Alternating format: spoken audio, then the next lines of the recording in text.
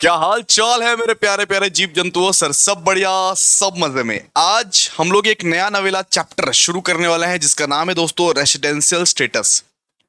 आज हम लोग टैक्स का एक बहुत ही इंपॉर्टेंट चैप्टर स्टार्ट करने वाले हैं। आपको बड़ा मजा आ जाएगा ये चैप्टर को पढ़ के, सुन के, समझ के। इसका नाम है दोस्तों रेसिडेंशियल स्टेटस। और रेसिडेंशियल स्टेटस कितना मार्क्स का चैप्टर है जरा आप समझने की कोशिश कीजिए। आपके एग्जामिनेशन में 99% चांसेस है कि ये चैप्टर जो है ये चैप्टर 5 मार्क्स का आएगा। आपके एग्जाम में 99% 99% चांस है कि ये चैप्टर जो है वो 5 मार्क्स का आएगा, सिर्फ 5 मार्क्स का। लेकिन मेरे को इस बार गट फीलिंग आ रहा है कि हो सकता है कि 5 मार्क्स का 2 क्वेश्चन आ जाए, हो सकता है 5 मार्क्स का 2 क्वेश्चन आ जाए, बिकॉज न्यू सिलेबस है। ठीक है, लेकिन इस चैप्टर से आप 5 मार्क्स ही समझ के रखिए ध्यान से। तो 5 मार्क्स के हिसाब से पढ़ना भी पड़ेगा। मैं बोलूंगा नहीं, ये चैप्टर करीब करीब 3 क्लास लेगा दोस्तों। जब तक मैं पूरा प्रॉपर तरीके से आपको समझाऊंगा नहीं तब तक समझेगा कैसे? आपको हौले हो क्या? समझेगा कैसे अगर जब तक प्रॉपर तरीके से समझाऊंगा नहीं मैं? तो आ जाओ पहले समझते हैं रेसिडेंशियल स्टेटस का मतलब क्या है। रेसिडेंशियल स्टेटस का मतलब है कि बंदा या बंदी इस इंडिया का रेसिडेंट है या नहीं है। अब बार बार सुनते हो ना भैया, एनआरआई मुंडा है, एनआरआई मुंडा है, बाहर रहता है। इसका मतलब क्या? वो रेसिडेंट नहीं है। अगर जो भी रेसिडेंट नहीं है, जो इंसान इंडिया का रेसिडेंट नहीं है, उसको इंडिया में टैक्स नहीं लगेगा। सीधा सा बात है। जो इंसान इंडिया में रेसिडेंट है उनको टैक्स देना पड़ता है, वो टैक्सेबल है ना। तो रेसिडेंशियल स्टेटस का मतलब सीधा सा बात यही है कि इंसान जो है वो भारत का रेसिडेंट है या एनआरआई मुंडा है। वो एनआरआई मुंडा है या भारत का रेसिडेंट है, सीधा सा बात है। अब रेसिडेंट के भी बहुत सारे टाइप्स होते हैं। देखिए, रेसिडेंशियल स्टेटस को अगर बांटेंगे हमारे हिसाब से तो रेसिडेंशियल स्टेटस को 2 पार्ट्स में बांटने पड़ेंगे। एक तो भैया रेसिडेंट होता है, एक होता है नॉन रेसिडेंट। एक होता है रेसिडेंट, या तो आप भारत में रहते हो या तो आप भारत में नहीं रहते हो। सीधा सा बात है, या तो आप भारत में रहते हो या तो आप भारत में नहीं रहते हो। ओके, तो रेसिडेंट को भी हम लोगों को बांटना पड़ेगा। रेसिडेंट भी 2 टाइप्स में बढ़ते हैं, देखिए जरा ध्यान से। किन 2 टाइप्स में बढ़ते हैं? एक हम लोग कहलाते हैं रेसिडेंट एंड ऑर्डिनरी रेसिडेंट।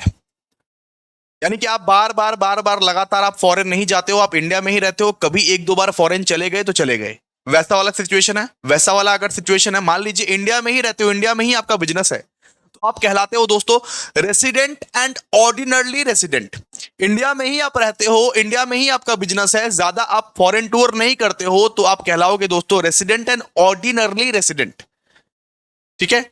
और दोस्तों दूसरा केस में कहलाओगे resident but not ordinary resident. तो यहां पे ये कंसेप्ट है आरओआर, ये है आरबीएनओआर। तो सर एक बात बताइए, ये पता कैसे चलेगा कि बंदा रेसिडेंट है या नहीं है? ये पता कैसे चलेगा कि बंदा रेसिडेंट है या नॉन रेसिडेंट है? ये पता कैसे चलेगा कि बंदा आरओआर है या आरबीएनओआर है? कुछ ना कुछ तो तरीका होगा, कुछ ना कुछ तो क्लॉज होगा। बताइए सर, हम जानना चाहते हैं।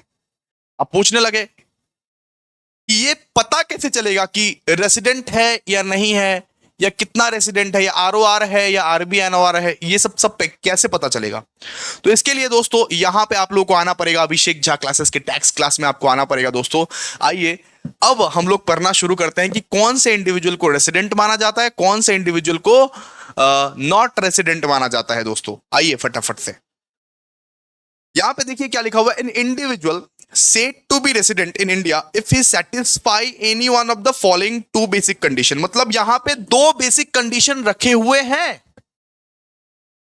यहां पे 2 बेसिक कंडीशन रखे हुए हैं, एक भैया कंडीशन 1, एक कंडीशन 2। इनमें से आप कोई भी कंडीशन को फॉलो कर लेते हो तो रेसिडेंट माने जाओगे। इनमें से कोई भी कंडीशन को फॉलो कर लेते हो तो रेसिडेंट माने जाओगे। यहां पे वो क्या नाम है, मान लीजिए कंडीशन 1 को आपने फॉलो नहीं किया तो कंडीशन 2 को फॉलो करना। आपके पास 2 चॉइस है। कोई भी कंडीशन को अगर आप फॉलो कर लेते हो तो आप रेसिडेंट ऑफ इंडिया माने जाओगे, कॉन्ग्रेचुलेशन। आप कोई भी कंडीशन को अगर फॉलो कर लेते हो ना दोस्तों तो आपको रेसिडेंट ऑफ इंडिया मान लिया जाएगा। कोई भी कंडीशन, कोई एक कंडीशन यहां पे देखो ना, और लिखा हुआ है। और सर ये बता दो कंडीशन क्या है, परेशान हो गए हम आपकी बात सुन के। ये बता दो कंडीशन क्या है। सबसे पहला कंडीशन सुनो दोस्तों, सबसे पहला कंडीशन है he must be physically present in India for a period of 182 days और मोर। वो इंडिया में ही रहना चाहिए, वो इंडिया में ही चाय पीते हुए मिलना चाहिए, खैनी चबाते हुए मिलना चाहिए 182 दिन।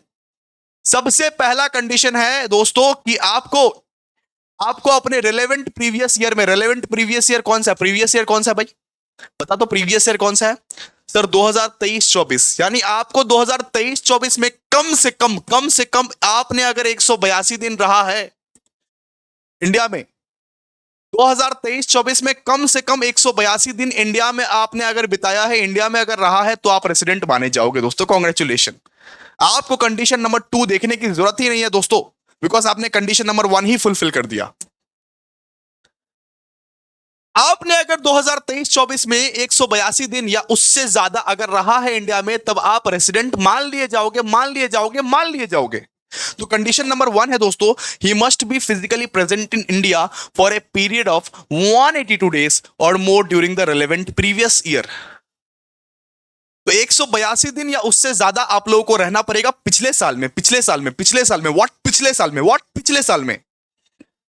सबसे पहला कंडीशन सर ये फुलफिल नहीं हुआ, हम नहीं थे, हम सर रसिया चले गए थे। कहां चले गए थे, हम रसिया चले गए थे, रसिया चले गए थे, हम रसिया चले गए थे सर, हम नहीं थे, हम नहीं थे, 182 दिन नहीं थे, ये कंडीशन फुलफिल नहीं हुआ। फिर कोई बात नहीं, तो दूसरा चॉइस भी आपके पास है। अगर मान लीजिए एक कंडीशन आपके पास फुलफिल नहीं हुआ, तो आप निराश मत होइए, आपके पास दूसरा ऑप्शन भी है। अगर उसको फुलफिल कर लोगे तो आप रेसिडेंट कहलाए जाओगे, कोई दिक्कत नहीं है। दूसरा कंडीशन है दोस्तों, condition number 2, he must be physically present in India. He must be what? He must be physically present in India for a period of more than 60 days. For a period of 60 days. मतलब सीधा सा बात बोला है, ये जो 2023-2024 है ना, 2023-2024 है, आपकी जो प्रीवियस ईयर है, उसमें कम से कम आपको 60 दिन रहना पड़ेगा। अब कंडीशन नंबर 2 सुनो, 2023-2024 में कम से कम आपको 60 दिन रहना पड़ेगा इंडिया में, है ना। और उसके प्रीसीडिंग 4 साल, 4 फाइनेंशियल ईयर, उसके प्रीसीडिंग, उसके पहले वाले 4 प्रीवियस ईयर में आपको कम से कम 365 दिन रहना पड़ेगा मिला के, एग्रीगेट। तो देखो जरा ध्यान से, उसके प्रीसीडिंग वाले कौन से है सर, बताइए सर। एक है 2022-2023, एक है 2021-2022, एक है 2020-2021 और एक है 2019-2020। यानी कि उसके पिछले 4 साल, उसके पिछले वाले 4 साल में, उसके पिछले वाले 4 साल में आपको टोटल मिला के 365 डेज रहना पड़ेगा। अब पिछले साल तो 60 दिन रहोगे ही रहोगे, आप पिछले साल 60 दिन रहोगे, कोई दिक्कत नहीं है। लेकिन उसके पिछले वाले 4 साल आपको टोटल मिला के 365 डेज अगर इंडिया में आप रहते हो, टोटल मिला के 365 डेज इंडिया में अगर रहते हो टोटल मिला के, तो आपको दोस्तों रेसिडेंट मान लिया जाएगा।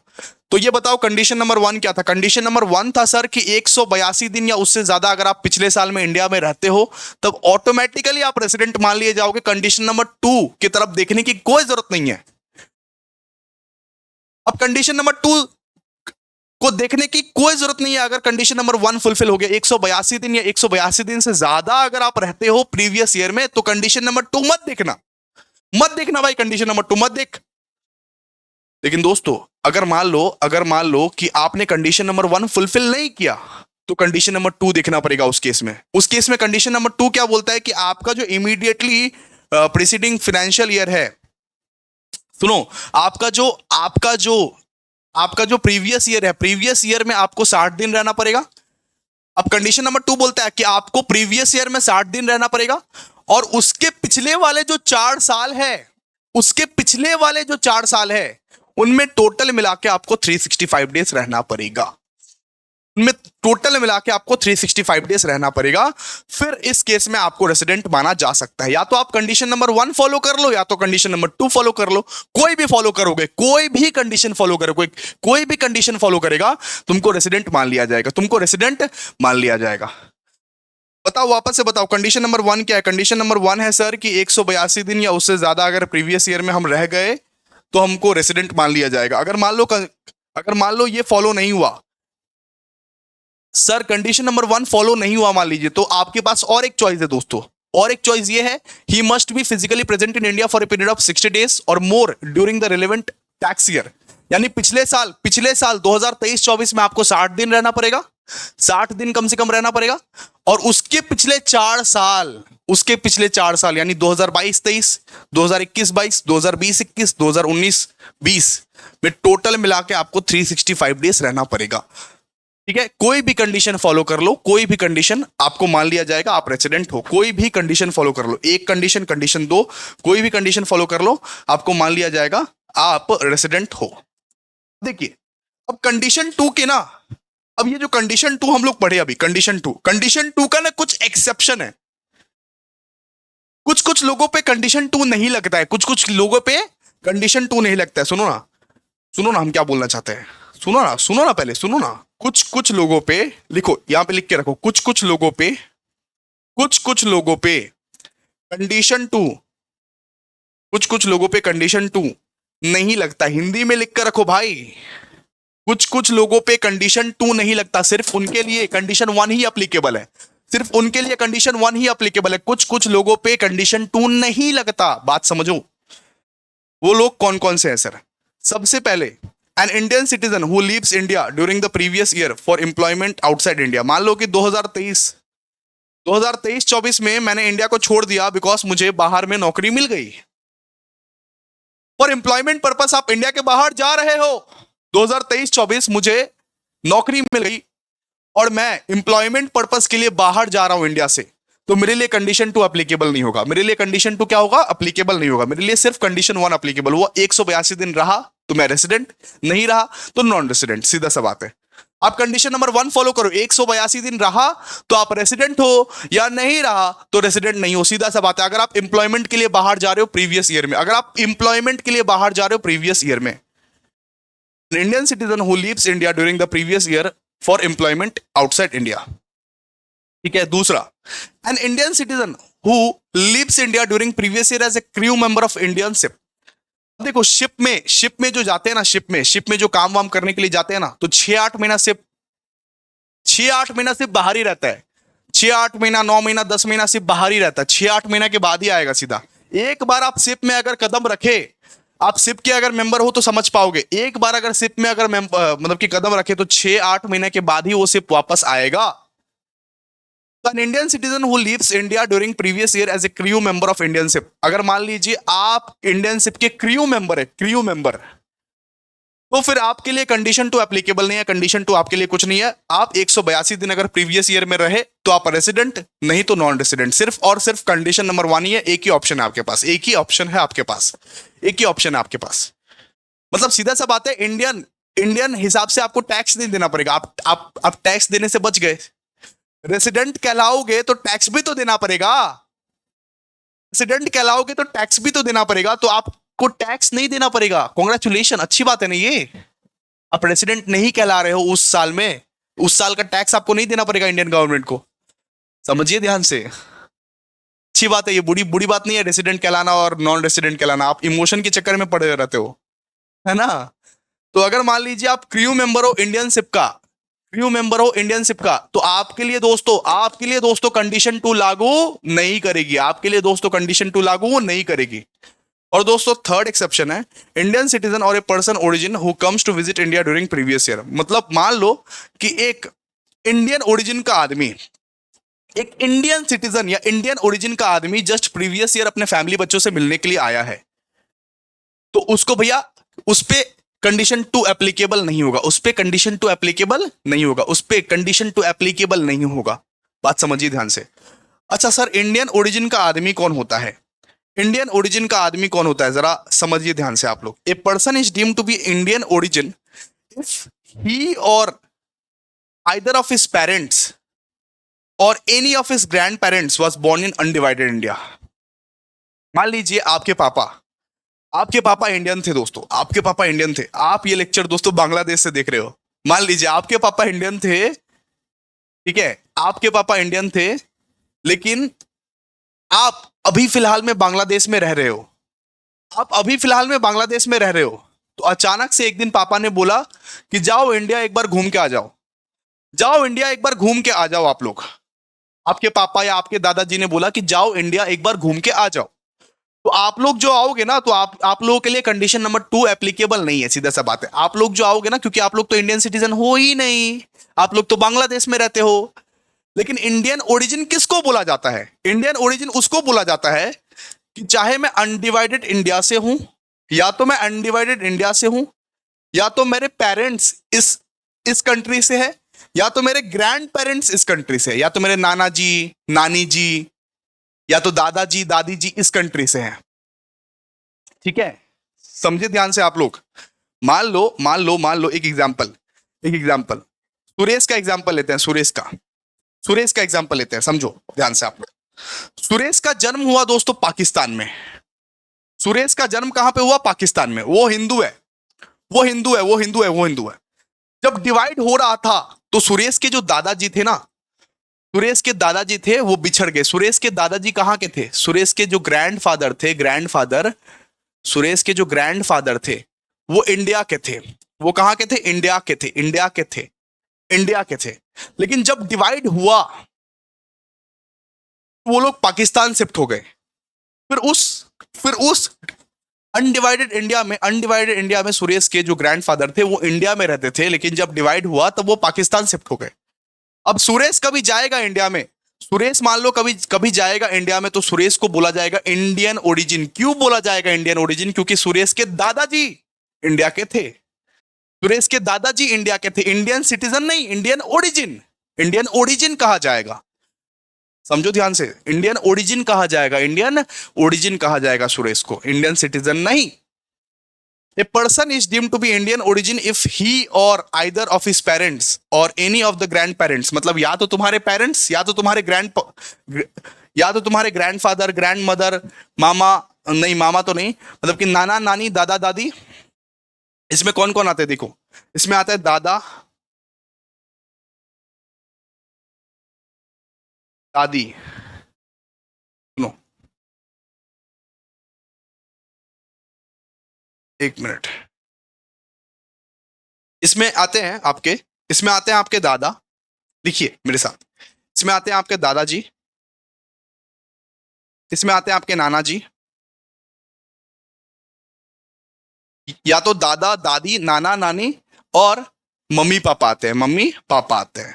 ठीक है, इनमें से कोई भी हो, या तो मान लीजिए आपके पापा इंडिया में रहते थे, अभी आप लोग बांग्लादेश में रहते हो, आपके पापा इंडिया में रहते थे, तो आप वापस इंडिया जब विजिट करने जाओगे ना, तो आपको इंडियन ओरिजिन कहा जाएगा। इंडियन ओरिजिन क्या क्या कहा जाएगा बताइए? Indian origin. तो Indian citizen or a person origin who comes to visit India during the previous year. ठीक है, आइए अब कुछ एडिशनल कंडीशन है। अब क्या है? अब कुछ एडिशनल कंडीशंस के बारे में पढ़ेंगे, एडिशनल कंडीशंस के बारे में पढ़ेंगे। कुछ एडिशनल कंडीशंस भी फॉलो करना पड़ता है। किसको फॉलो करना पड़ता है सब बता जाएगा, जरा ध्यान दीजिए आप लोग। एडिशनल कंडीशन पहले क्या है देखिए। एडिशनल कंडीशन है दोस्तों 6 क्लॉज 6 में लिखा हुआ एडिशनल कंडीशन, 6 क्लॉज 6 में लिखा हुआ है। एडिशनल कंडीशन है he has been resident in India for at least 2 years out of 10 years। मतलब 10 साल में तुमको कम से कम 2 साल रेसिडेंट होना पड़ेगा। सबसे पहला एडिशनल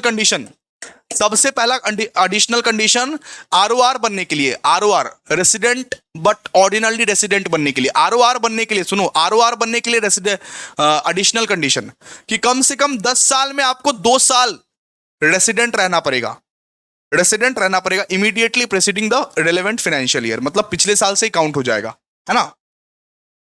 मतलब पिछले साल के 10 साल में कम से कम आपको 2 साल जो है वो रेसिडेंट रहना पड़ेगा। और दूसरा, he has been in India for a period of 730 days और मोर ड्यूरिंग 7 years। मतलब पिछले 7 साल में कम से कम आपको 730 दिन इंडिया में गुजारना पड़ेगा। पिछले 7 साल में आपको कम से कम 730 दिन या उससे ज्यादा इंडिया में गुजारना पड़ेगा, तब जाके एडिशनल कंडीशंस जो है वो फॉलो हो पाएगा। एडिशनल कंडीशन में कोई भी चॉइस नहीं है, ये दोनों के दोनों कंडीशन ही आपको फॉलो करना पड़ेगा। सबसे पहले तो भैया 10 साल में कम से कम 2 साल आपको रेसिडेंट रहना पड़ेगा, और दूसरा कंडीशन है दोस्तों कि कम से कम पिछले 7 साल में आपको 730 डेज आपको इंडिया में गुजारना पड़ेगा। 730 डेज आपको इंडिया में गुजारना पड़ेगा। पिछले 7 साल में कम से कम आपको 730 डेज आपको इंडिया में गुजारना पड़ेगा, फिर जाके आप एडिशनल कंडीशन को सेटिस्फाई कर पाओगे। और एडिशनल कंडीशन को भी सेटिस्फाई कर लेते हो और बेसिक कंडीशन को भी सेटिस्फाई कर लेते हो दोस्तों। अगर मान लो एडिशनल कंडीशन और बेसिक कंडीशन दोनों को आप सेटिस्फाई कर लेते हो तो आप रेसिडेंट एंड ऑर्डिनरली रेसिडेंट माने जाते हो। रेसिडेंट एंड ऑर्डिनरली रेसिडेंट माने जाते हो, इसको भी सेटिस्फाई कर लिया और एडिशनल कंडीशन को भी सेटिस्फाई कर लिया तो रेसिडेंट एंड ऑर्डिनरली रेसिडेंट माने जाओगे। यहां पे देखिए ध्यान से, अगर बेसिक कंडीशन फॉलो किया तो, अगर बेसिक कंडीशन फॉलो किया तो resident and not ordinarily resident, ठीक है। लेकिन एडिशनल कंडीशन को भी आप फॉलो कर लिए तो रेसिडेंट भी माने जाओगे और ऑर्डिनरली रेसिडेंट भी माने जाओगे। एडिशनल कंडीशन को फॉलो करते हो तो रेसिडेंट तो माने ही जाओगे, लेकिन ऑर्डिनरली रेसिडेंट भी माने जाओगे, आरओआर भी माने जाओगे। लेकिन अगर सिर्फ और सिर्फ तुमने बेसिक कंडीशन को फॉलो किया, बेसिक वाला जो कंडीशन था 1 और 2 वाला, उसमें से कोई एक कंडीशन को अगर फॉलो किया तो सिर्फ रेसिडेंट माने जाओगे, लेकिन resident but not ordinarily resident माने जाओगे, ठीक है। Resident and resident but not ordinarily resident माने जाओगे, ठीक है। चलो अब देखो, अब हम लोग पढ़ते हैं रेसिडेंट एंड ऑर्डिनरली रेसिडेंट क्या होता है। According to the section 6 of the income tax act 1961, an individual is said to be resident and ordinarily in India, मतलब आरओआर कब बोलते हैं इसको, if he satisfy at least, if he satisfy at least one basic condition. अगर मान लो सिर्फ एक basic condition तुमने सेटिस्फाई कर लिया, एक बेसिक कंडीशन, जो बेसिक कंडीशन हम लोग पढ़ाए थे, अगर एक बेसिक कंडीशन तुमने सेटिस्फाई कर लिया और बोथ दोनों के दोनों एडिशनल कंडीशन तुमने सेटिस्फाई कर लिया, एक बेसिक कंडीशन और दोनों के दोनों एडिशनल कंडीशन तुमने सेटिस्फाई कर लिया, तब तुमको बोला जाएगा ROR, resident and ordinarily resident बोला जाएगा, रेसिडेंट एंड ऑर्डिनरली रेसिडेंट बोला जाएगा, ठीक है। तो अगर तुमने दोनों को ही सेटिस्फाई कर लिया, एक बेसिक कंडीशन और both additional condition, basic condition में तो एक ही फॉलो करना था भाई, एक बेसिक कंडीशन और बोथ एडिशनल कंडीशन अगर तुमने फॉलो कर लिया तब तुमको रेसिडेंट एंड ऑर्डिनरली रेसिडेंट माना जाएगा, रेसिडेंट एंड ऑर्डिनरली रेसिडेंट बोला जाएगा तुमको। और अगर मान लो कि तुमने सिर्फ एक ही कंडीशन फॉलो किया, तुमने सिर्फ एक ही कंडीशन फॉलो किया, एक ही बेसिक कंडीशन फॉलो किया, तुमने सिर्फ एक ही बेसिक कंडीशन फॉलो किया, तब तुम रेसिडेंट तो हो लेकिन ऑर्डिनरली रेसिडेंट नहीं हो। रेसिडेंट तो कहलाओगे आप बट ऑर्डिनरली रेसिडेंट नहीं कहलाओगे, आरबीएनओआर कहलाओगे, आरबीएनओआर कहलाओगे, resident but not ordinarily resident कहलाओगे, ठीक है। अब देखिए जरा ध्यान से, इसका मतलब क्या होता है resident but not ordinarily resident. देखिए, individual is said to be RBNOR if he satisfy at least one basic condition. एक बेसिक कंडीशन तो भैया हम सेटिस्फाई कर लिए, कोई दिक्कत नहीं है, लेकिन एडिशनल कंडीशन जो है वो सेटिस्फाई नहीं कर पाए तो उस केस में आप आरबीएनओआर कहलाओगे, उस केस में आप resident but not ordinarily resident कहलाओगे, ठीक है। उस केस में आप resident but not ordinarily resident कहलाओगे। लेकिन कोई कोई क्लॉज में नॉन रेसिडेंट ऑफ इंडिया को भी, मतलब एनआरआई मुंडा को भी आरबीएनओआर मिल जाता है। कोई कोई केसेस में एनआरआई को भी दोस्तों आरबीएनओआर मिल जाता है। एनआरआई को भी हम लोग ये डीम कर लेते हैं कि ये रेसिडेंट है लेकिन नॉट ऑर्डिनरली रेसिडेंट है। कभी कभी एनआरआई को भी हम लोग आरबीएनओआर डीम कर लेते हैं। कौन कौन से केसेस में एनआरआई को आरबीएनओआर हम लोग डीम करते हैं, देखिए जरा ध्यान से। N individual is not a resident of India if he satisfy none of the basic condition. In the case of non-resident, additional conditions are immaterial. Simple सा बात है, अगर मान लीजिए आप बेसिक कंडीशन ही फॉलो नहीं करिए, अगर आप बेसिक कंडीशन ही फॉलो नहीं करते हो तो आप नॉन रेसिडेंट ऑफ इंडिया कहलाओगे, एनआरआई कहलाओगे। आप अगर आप बेसिक कंडीशन ही फॉलो नहीं करते हो, बेसिक कंडीशन ही फॉलो नहीं किया, तब आप नॉन रेसिडेंट ऑफ इंडिया कहलाओगे। लेकिन कभी कभी ऐसा होता है कि एनआरआई मुंडे को भी आरबीएनओआर डीम कर लेते हैं, आरबीएनओआर डीम कर लेते हैं, एनआरआई मुंडे को भी हम लोग कभी कभी आरबीएनओआर डीम कर लेते हैं। एक्सेप्शन है कुछ देखिए, सबसे पहला एक्सेप्शन है, first exception, shall be deemed RBNOR if satisfy 3 condition. मान लो कि वो मुंडा इंडियन सिटीजन है, ओके, उसका टोटल इनकम जो है वो 15 लाख है और इंडिया से आता है, इंडिया से आता है, उसका टोटल इनकम 15 लाख से ज्यादा है प्रीवियस ईयर में और उसका टोटल इनकम इंडिया से आता है। मान लो ऐसा कोई बंदा अगर है, and third, he is not liable to tax in any other country, मतलब दूसरे कंट्री में कोई भी टैक्स का लाइबिलिटी उसके पास अगर नहीं है तो वो ये डीम कर लिया जाएगा, तो इनकम टैक्स वाले उसको आरबी एनओआर पकड़ लेंगे। रेसिडेंट है लेकिन नॉट ऑर्डिनरी रेसिडेंट। हम क्या बोले, कभी कभी एनआरआई वाले मुंडे को भी हम लोग कभी कभी नॉन रेसिडेंट ऑफ इंडिया वाले मुंडे को भी आरबी एनओआर डीम कर लेते हैं, आरबी एनओआर मान लेते हैं। किस केसेस में? या भैया तीन केसेस में, भैया तीन केसेस में। सबसे पहले तो भैया वो उसको इंडियन सिटीजन रहना पड़ेगा, इंडियन सिटीजन रहना पड़ेगा, मतलब कि सिर्फ इंडिया का ही पासपोर्ट रहना पड़ेगा, दूसरे कंट्री का पासपोर्ट उसके पास अवेलेबल नहीं रहना चाहिए, इंडियन सिटीजन रहना पड़ेगा उसको। इसके बाद उसका टोटल इनकम जो है वो 15 लाख होना चाहिए, 15 लाख होना चाहिए during the relevant previous year, मतलब प्रीवियस ईयर में 15 लाख या 15 लाख से ज्यादा अगर वो कमाया है, ठीक है। फिर ये एंड लिखा हुआ does not include foreign income, foreign income इसमें इंक्लूड नहीं होना चाहिए। एंड फिर वो third condition, he is not liable to tax in any other country, he is not liable to tax in any other country, दूसरे country में उसको tax ना देना पड़े, लायबल ना हो वो टैक्स के लिए। ये तीन कंडीशन देखा जाएगा, अगर ये तीन कंडीशन फुलफिल हो जाता है तो एक एनआरआई को आरबी एनओआर मान लिया जाएगा, एक एनआरआई को आरबी एनओआर मान लिया जाएगा, एक एनआरआई को आरबी एनओआर मान लिया जाएगा। ठीक है भैया, ये कंडीशन फॉलो नहीं हुआ, ये फर्स्ट एक्सेप्शन फॉलो नहीं हुआ, तो दूसरा यहां पे देखिए सेकंड एक्सेप्शन, सेकंड एक्सेप्शंस भी बनाया गया, सेकंड एक्सेप्शंस भी बनाया गया, मतलब इनकम टैक्स वाली छोड़ेगी नहीं भाई, छोड़ेगी नहीं। मतलब कौन कौन से केसेस है जहां पे एनआरआई वाले मुंडे को आरबी एनओआर मान लिया जाएगा, आरबी एनओआर मान लिया जाएगा, एनआरआई वाले मुंडे को आरबी एनओआर मान लिया जाएगा। कौन कौन से केसेस हैं देखिए, shall be deemed RB NOR if satisfy three condition. सबसे पहला सेटिस्फाई फोर कंडीशंस, यहां पे फोर कंडीशंस है। सेकंड वाला एक्सेप्शंस में आपको चार तो कंडीशन फॉलो करना पड़ेगा। अगर आप फर्स्ट एक्सेप्शंस को फॉलो नहीं किए, अगर आप फर्स्ट एक्सेप्शंस को फॉलो नहीं किए तो सेकंड एक्सेप्शंस में आपको चार कंडीशंस को फॉलो किया जाएगा, चार कंडीशंस को फॉलो करना पड़ेगा, फिर ही आप आरबी एनओआर डीम कर लिए जाओगे। ठीक है, देखिए सबसे पहला वाला condition, Indian citizen or a person of Indian origin. सबसे पहले तो भैया आप इंडियन सिटीजन होने चाहिए या आप इंडियन ओरिजिन होना चाहिए, इंडियन ओरिजिन, या तो आपके पापा इंडियन सिटीजन होना चाहिए या तो आप इंडियन सिटीजन होना चाहिए। ठीक है, या तो आपके पापा या तो आपके ग्रैंडफादर या तो आप इंडियन सिटीजन होने चाहिए, ऐसा कुछ सिचुएशन होना चाहिए यहां पे। फिर दूसरा, मान लीजिए वीजा नहीं है उनके लिए, वीजा नहीं है, पासपोर्ट नहीं है, उनके लिए बनाया गया ये एक्सेप्शन। फिर सेकंड वाला कि टोटल इनकम 15 लाख होना चाहिए, आपका टोटल इनकम 15 लाख होना चाहिए during the relevant previous year, previous year में आपका जो टोटल इनकम है वो 15 लाख होना चाहिए, बात खत्म। आपका जो टोटल इनकम है वो 15 लाख होना चाहिए और फॉरेन इनकम इसमें इंक्लूड नहीं होगा, फॉरेन इनकम इसमें इंक्लूड नहीं होगा, फॉरेन से जो कमाए हो इसमें ये इंक्लूड नहीं होगा। फिर तीसरा कंडीशन, चारों के चारों कंडीशन आपको फॉलो करने पड़ेंगे, ये सेकंड एक्सेप्शन है, फर्स्ट एक्सेप्शन आपकी बस की नहीं थी तो सेकंड एक्सेप्शन है आपके पास। He comes to India on a visit every year, हर साल आप इंडिया आते हो, अपने फैमिली बच्चों से मिलते हो, हर साल आप इंडिया आते हो, अपने फैमिली बच्चों से मिलते हो, अपने दादा नानी सबसे मिलते हो। ठीक है, और four, he is physically present in India for 120 days but less than 182 days during the relevant previous year. मतलब अगर प्रीवियस ईयर में अगर आप 120 दिन रहे हो, 120 दिन रहे हो, 120 दिन, अगर 182 दिन रहोगे, 182 दिन रहोगे तो ऑटोमेटिकली आप रेसिडेंट मान लिए जाओगे भाई, फिर तो इतना इतना देखने की जरूरत ही नहीं है। इसीलिए बोला नॉट लेस देन 182 डेज, अगर 182 दिन रह लेगा तुम फिर तो ऑटोमेटिकली रेसिडेंट मान लिया जाएगा तुम, क्योंकि बेसिक कंडीशन वन ही तुमने फॉलो कर दिया।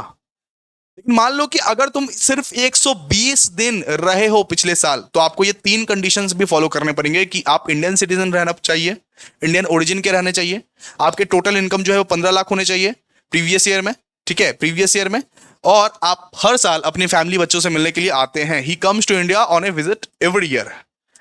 ठीक है, तो ये फर्स्ट एक्सेप्शन को फॉलो करो या तो सेकंड एक्सेप्शन को फॉलो करो। अगर एक्सेप्शंस को फॉलो कर लिया, अगर एक्सेप्शंस के मुकाबले आपको है तो दोस्तों एनआरआई वाले मुंडे को जो नॉन रेसिडेंट है, जो नॉन रेसिडेंट ऑफ इंडिया, उसको आरबी एनओआर डीम कर लिया जाएगा, उसको आरबी एनओआर मान लिया जाएगा, उसको आरबी एनओआर मान लिया जाएगा दोस्तों। चाहे आप एनआरआई वाले बंदे ही क्यों ना हो, आपको आरबी एनओआर मान लिया जाएगा। ठीक है, तो फर्स्ट एक्सेप्शंस और सेकंड एक्सेप्शंस। ठीक है, समझ में आ गया आप लोगों को? चलिए आगे रिवाइज करवा देंगे लास्ट में, रिवाइज करवा देंगे लास्ट में। देखिए अब लास्ट टॉपिक पढ़े हैं कि इंसिडेंस ऑफ टैक्स, यानी भैया टैक्स किस पे लगेगा, टैक्स किस पे लगेगा, किस पे टैक्स लगेगा, किस पे टैक्स लगेगा, जरा समझने की कोशिश कीजिए आप, टैक्स किस पे लगेगा। तो सबसे पहले तो भैया कितने कितने टाइप्स के इनकम होते हैं, कितने टाइप्स के, एक होता है दोस्तों इंडियन इनकम, एक होता है फॉरेन इनकम। बात समझने की कोशिश कीजिए, इस पे समझ आएगा। एक होते हैं इंडियन इनकम, एक होता है फॉरेन इनकम। इंडियन इनकम किसको बोला जाता है, Indian income, income received or deemed to be received in India, मतलब जो इनकम आपने कमाया भी इंडिया में है और जो इनकम आपने कमाया भी इंडिया में और पाया भी इंडिया में है, उसको बोलते हैं दोस्तों इंडियन इनकम। जो इनकम आपने कमाया भी इंडिया में है और पाया भी इंडिया में है, लिख देता हूं यहां पे, जो इनकम आपने कमाया और पाया इंडिया में है उसको हम लोग क्या बोलते हैं, इंडियन इनकम। जो इनकम आपने कमाया भी इंडिया में है और पाया भी इंडिया में है, उसको हम लोग क्या बोलते हैं, इंडियन इनकम। या फिर जो इनकम आपने पाया इंडिया में है लेकिन कमाया बाहर है, ठीक है। मान लो कि बाहर वाले इनकम आपने इंडिया में रिसीव किया है, बाहर वाला इनकम आपने इंडिया में रिसीव किया है, तो उसको इंडियन इनकम ही बोला जाएगा। बाहर वाला इनकम, मान लो कि कमाया बाहर है लेकिन हम लोग पाए इंडिया में है, रिसीव इंडिया में हुआ है लेकिन हम लोग कमाए बाहर है, तो वो इनकम इंडियन इनकम माना जाता है। या तो इनकम बाहर रिसीव हुई है लेकिन कमाया हम लोग इंडिया में है। सुनो ना, हम लोग काम किए हैं इंडिया में, रिसीव किए हैं बाहर, हम लोग काम किए हैं इंडिया में लेकिन रिसीव किए हैं बाहर, तब भी वो इनकम जो है वो इंडियन इनकम ही माना जाएगा। हम लोग काम इंडिया में किए हैं लेकिन रिसीव पैसा किए हैं बाहर, ठीक है, फिर भी वो इनकम इंडियन इनकम ही माना जाएगा। वापस से बैक करके देख लो अगर कंफ्यूजन हो रहा है तो। इसके बाद फॉरेन इनकम किसको बोलते हैं, फॉरेन इनकम बोलते हैं कि इनकम अराइजेस आउटसाइड इंडिया, जो इनकम आउटसाइड इंडिया अराइज होती है उस इनकम को क्या बोलते हैं, फॉरेन इनकम। और इनकम रिसीव्ड आउटसाइड इंडिया, ठीक है, मतलब अगर तुमने कमाया भी बाहर है, अगर तुमने पाया भी बाहर है, तो वो फॉरेन इनकम है, सीधा सा बात है। अगर तुमने खटा भी बाहर है और पाया भी बाहर है, तो उसको क्या बोलते हैं, फॉरेन इनकम बोलते हैं, उसको फॉरेन इनकम बोलते हैं। अब हम लोग पढ़ेंगे कि टैक्स कहां कहां लगेगा, फॉरेन इनकम पे या इंडियन इनकम पे, किस तरीके से टैक्स लगने वाला है, कैसे कैसे टैक्स लगने वाला है, जरा समझने की कोशिश कीजिए। देखिए अब हम लोग पढ़ने वाले हैं chargeability of income tax. Chargeability of what, chargeability of income tax. सबसे पहले आरओआर का बात करते हैं। मान लीजिए आप रेसिडेंट एंड ऑर्डिनरली रेसिडेंट हो, रेसिडेंट एंड ऑर्डिनरली रेसिडेंट हो, तो इंडियन इनकम हो या फॉरेन इनकम हो, वो टैक्सेबल होगा इंडिया में, वो टैक्सेबल होगा इंडिया में। रेसिडेंट बट ऑर्डिनरली रेसिडेंट हो आप, रेसिडेंट एंड ऑर्डिनरली रेसिडेंट हो, आरओआर वाला कैटेगरी वाला आदमी हो, तो इंडियन इनकम हो चाहे फॉरेन इनकम हो, वो टैक्सेबल होगा इंडिया में ही। बात समझ जाइए। अच्छा, आरबीएनओआर वाला आदमी हो, रेसिडेंट हो लेकिन ऑर्डिनरी रेसिडेंट नहीं हो, तो इंडियन इनकम पे तो इंडिया पे ही टैक्स लगने वाला है, इंडियन इनकम पे तो इंडिया पे ही टैक्स लगने वाला है। लेकिन फॉरेन इनकम पे तभी टैक्स लगेगा जब उनका बिजनेस जो है वो इंडिया से ऑपरेट हो रहा होगा। फॉरेन इनकम पे तभी टैक्स लगेगा जब उनका जो बिजनेस है वो इंडिया से ऑपरेट हो रहा होगा, जब उनका बिजनेस इंडिया से ऑपरेट हो रहा होगा। तो taxable only if business is controlled from India. तो टैक्सेबल तभी है जब बिजनेस कंट्रोल है इंडिया से। और एनआरआई वाला पढ़ते हैं, एनआरआई वाला क्या है, not taxable in India, not taxable in India. NRI वाला क्या है, नॉट टैक्सेबल इन इंडिया, ठीक है। अगर आप एनआरआई हो तो आपका फॉरेन इनकम जो है वो नॉट टैक्सेबल इन इंडिया है, ठीक है। अब देखिए, अब कभी कभी हम लोग को इग्नोर करना पड़ता है, कुछ कुछ चीज इग्नोर करना पड़ता है, लाइक योर एक्स, इग्नोर करते हो ना अपने एक्स को, बिल्कुल उसी तरीके से कभी कभी सम्स में हम लोग को कुछ कुछ चीज इग्नोर करना पड़ेगा। जैसे आपको सम्स में दिया रहेगा, मान लीजिए पास्ट अनटैक्स्ड प्रॉफिट, इग्नोर कर दीजिएगा, मत लीजिएगा उसको, मत लीजिएगा। और रेमिटेंस फॉर फैमिली, अगर फैमिली के लिए कुछ रेमिटेंस भेजते हो तो उसको लेने का दरकार नहीं है, उसको लेने का दरकार नहीं है। फैमिली के लिए कुछ रेमिटेंस भेजते हो तो उसको लेने का दरकार नहीं है, या पास्ट अनटैक्स्ड प्रॉफिट है तो उसको लेने का दरकार नहीं है, ठीक है। वापस से एक बार देखिए, वापस से एक बार रिवाइज करवा देते हैं 5 मिनट में। आइए 5 मिनट में रिवाइज करा देते हैं। देखिए सबसे पहले हम लोग पढ़े कि रेसिडेंशियल स्टेटस का हम लोग 2 पार्ट्स में बांटते हैं। सबसे पहले तो रेसिडेंट होता है और एक नॉन रेसिडेंट होता है। रेसिडेंट का को भी हम लोग दो पार्ट में बांटते हैं, एक होता है आरओआर, एक होता है आरबीएनओआर।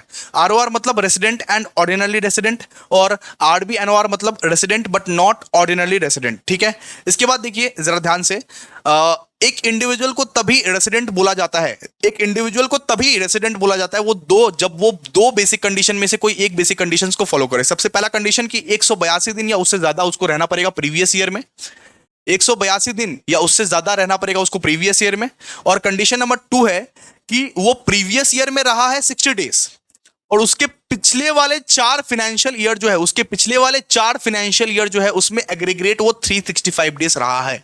तो इन दो कंडीशंस में से कोई भी कंडीशंस अगर वो फॉलो करता है तो वो रेसिडेंट ऑफ इंडिया कहलाएगा दोस्तों, रेसिडेंट ऑफ इंडिया कहलाएगा। कोई भी कंडीशन, कोई भी बेसिक कंडीशंस अगर वो फॉलो करता है तो वो रेसिडेंट ऑफ इंडिया कहलाएगा। अब कंडीशन नंबर 2 में एक्सेप्शंस हम लोग पढ़े। सबसे पहले अगर कोई बंदा ऐसा है जो एम्प्लॉयमेंट के लिए बाहर गया है, आउटसाइड इंडिया एम्प्लॉयमेंट के लिए गया है प्रीवियस ईयर में, तो उसके लिए कंडीशन नंबर 2 एप्लीकेबल नहीं है। अगर कोई ऐसा मेंबर है जो क्रू मेंबर है ऑफ इंडियन शिप, तो उसके लिए कंडीशन नंबर 2 एप्लीकेबल नहीं है। अगर कोई ऐसा पर्सन है जो इंडियन ओरिजिन का है और जस्ट विजिट करने आया है इंडिया, तो उसके लिए दोस्तों कंडीशन नंबर 2 एप्लीकेबल नहीं है, उनके लिए कंडीशन नंबर 2 एप्लीकेबल नहीं है, लागू नहीं है, ठीक है। तो 3 एक्सेप्शंस है। 3 एक्सेप्शंस के बाद हम लोग ने यहां पे पढ़ा कि इंडियन ओरिजिन किसको बोला जाता है? जिसके दादाजी या जिसके पापा, जिसके दादी जी या जिसके पापा, अगर आपके पापा मम्मी दादा दादी नाना नानी इंडिया से थे लेकिन आप नहीं हो, आप जस्ट विजिट करने आए हो, अगर आपके पापा मम्मी दादा दादी नाना नानी इंडिया से थे लेकिन आप नहीं हो इंडिया से, आप जस्ट विजिट करने आए हो, तो आपको बोला जाएगा इंडियन ओरिजिन का आदमी। आपको क्या बोला जाएगा? इंडियन ओरिजिन का आदमी, इंडियन सिटीजन नहीं, इंडियन ओरिजिन बोला जाएगा, इंडियन ओरिजिन। अब कुछ एडिशनल कंडीशंस भी आपको सेटिस्फाई करने पड़ते हैं आरओआर के लिए। अगर आप रेसिडेंट बट ऑर्डिनरी रेसिडेंट चाहते हो, सुनो, अगर आप चाहते हो कि आपको सब बोले कि आप रेसिडेंट भी हो और आप ऑर्डिनरी रेसिडेंट भी हो, तो आपको एडिशनल कंडीशंस भी फॉलो करना पड़ेगा, एडिशनल कंडीशंस भी फॉलो करना पड़ेगा 6 क्लॉज 6 में।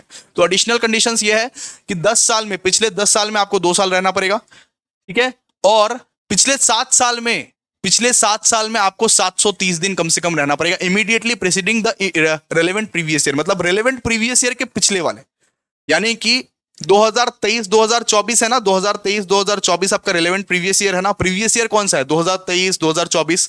उसके पिछले वाले ईयर से 7 साल, उसके पिछले वाले ईयर से 7 साल आपको 730 दिन इंडिया में रहना पड़ेगा, फिर जाके आप एडिशनल कंडीशंस को फॉलो करते हो। और एडिशनल कंडीशन ऐसा है कि दोनों के दोनों कंडीशन ही आपको फॉलो करने पड़ेंगे, दोनों के दोनों कंडीशन ही आपको फॉलो करने पड़ेंगे। अगर आप बेसिक कंडीशन फॉलो करते हो, अगर आप एक कोई बेसिक कंडीशन फॉलो करते हो और बोथ एडिशनल कंडीशन फॉलो करते हो, तो आपको क्या बोला जाता है? आपको बोला जाता है रेसिडेंट एंड ऑर्डिनरी रेसिडेंट है। अगर एडिशनल कंडीशन को फॉलो नहीं किया तो आपको resident but not ordinary resident बोला जाता है। अच्छा, कुछ ऐसे केसेस होते हैं जब एनआरआई को नॉन रेसिडेंट ऑफ इंडिया को भी रेसिडेंट मान लिया जाता है। कुछ ऐसे एक्सेप्शंस है जब नॉन रेसिडेंट ऑफ इंडिया के लोग को भी आरबीएनओआर मान लिया जाता है। कौन कौन से एक्सेप्शन? सबसे पहला एक्सेप्शन है, यहां पे आपको तीनों के तीनों कंडीशंस को सेटिस्फाई करना है। सबसे पहला कंडीशन कि आप इंडियन सिटीजन होना चाहिए, आपके पास पासपोर्ट होना चाहिए, वीजा होना चाहिए, यानी इंडियन सिटीजन आप कहलाने के लायक हो। दूसरा कि आपका जो टोटल इनकम है वो 15 लाख है during the relevant previous year. पिछले साल में आपका जो इनकम है वो 15 लाख हुआ है इंडिया में, और ये फॉरेन इनकम इंक्लूड नहीं करेगा। और तीसरा, he is not liable to tax in any other country. तो ये पहला वाला कंडीशन है, ये पहला वाला कंडीशन है। अगर मान लो कि ये एक्सेप्शंस को आपने फॉलो नहीं किया, तो कौन सा दूसरा एक्सेप्शन है जिसमें आपको डीम कर लिया जाएगा कि आप एनआरआई होने के बावजूद आरबीएनओआर हो? तो सेकंड वाला एक्सेप्शन है दोस्तों। सेकंड वाला एक्सेप्शन में आपको 4 कंडीशंस को फुलफिल करना पड़ेगा। सबसे पहले तो भैया आप इंडियन सिटीजन हो और आप इंडियन ओरिजिन के आदमी हो, इंडियन सिटीजन हो या तो इंडियन ओरिजिन के आदमी हो। दूसरा, आप 15 लाख कमा रहे हो पिछले साल में प्रीवियस ईयर में, इसमें फॉरेन इनकम इंक्लूड नहीं होगा। और तीसरा, आप अपने फैमिली बच्चों से मिलने के लिए हर साल आते हो, वो देखा जाएगा। और चौथा, आप कम से कम 120 दिन पिछले साल में रह रहे हो, 120 दिन पिछले साल में रह रहे हो, more than 120 days but less than 182 days. अगर 182 दिन रह गए तब तो बेसिक कंडीशन ही फुलफिल हो गया तुम्हारा बाबा, बेसिक कंडीशन ही फुलफिल हो गया, है ना। इसके बाद हम लोग पढ़ेंगे दोस्तों इंसिडेंस ऑफ टैक्स। टैक्स किस पे लगेगा? एक होता है दोस्तों इंडियन इनकम, एक होता है फॉरेन इनकम। अब चार्जेबिलिटी कैसा है? आरओआर पे आरओआर पे भैया टैक्सेबल है हमेशा। आरओआर का चाहे इंडियन इनकम हो चाहे फॉरेन इनकम हो, रेसिडेंट बट ऑर्डिनरी रेसिडेंट का इंडियन इनकम हो चाहे फॉरेन इनकम हो, वो टैक्सेबल इन इंडिया ही है। आरबी एनओआर में इंडियन इनकम हो तो वो टैक्सेबल इन इंडिया है, लेकिन फॉरेन इनकम हो तो टैक्सेबल तभी होगा जब बिजनेस इंडिया से कंट्रोल हो रहा है, जब फॉरेन वाला जो बिजनेस है वो इंडिया से कंट्रोल हो रहा है तब। ठीक है। और एनआरआई के केस में इंडियन इनकम तो टैक्सेबल इन इंडिया होगा, लेकिन foreign income taxable in India नहीं होगा। बात खत्म। और कभी कभी कुछ कुछ चीज को हम लोग को इग्नोर भी करना पड़ता है, जैसे कि क्या, पास्ट अनटैक्स्ड प्रॉफिट और रेमिटेंस फ्रॉम फैमिली। तो ये सब चीज को हम लोग को इग्नोर भी करना पड़ता है। तो दोस्तों अगर आपको समझ में आया तो प्लीज आप लोग लिख दीजिएगा डन। प्लीज आप लोग लिख दीजिएगा कमेंट सेक्शन में डन। नेक्स्ट लेक्चर में हम लोग क्या करेंगे, नेक्स्ट लेक्चर में हम लोग सम्स करवाएंगे, जितना भी सम्स है ना हम लोग करवाएंगे नेक्स्ट लेक्चर में। ठीक है। Thank you so much guys, मिलते हैं नेक्स्ट वीडियो में, तब तक के लिए बाय।